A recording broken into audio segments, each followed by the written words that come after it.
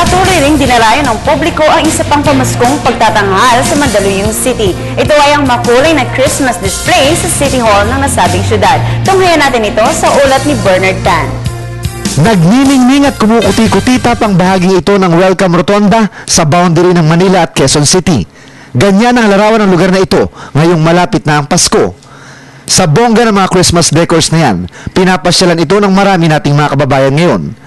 May mga higanting parol at mga makukulay na bituin.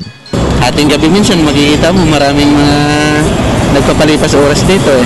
Mula alas 6 ng gabi hanggang alas 5 ng madaling araw bukas sa mga Christmas displays sa Welcome Rotonda.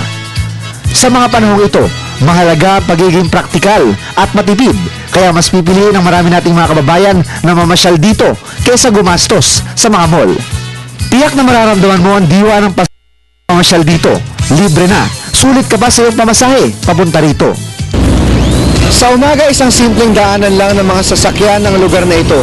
Pero pagdating ng gabi, pag sinindihan na ang mga nagagandahang Christmas lights dito, nagiging pasyalan na ito ng marami nating mga kababayan.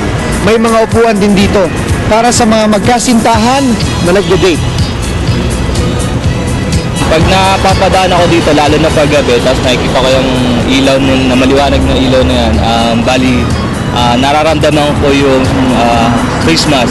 Hanggang sa unang linggo na lang ng Enero sa susunod na taon magtatagal ang mga naggagandahang Christmas displays dito sa Welcome Rotonda.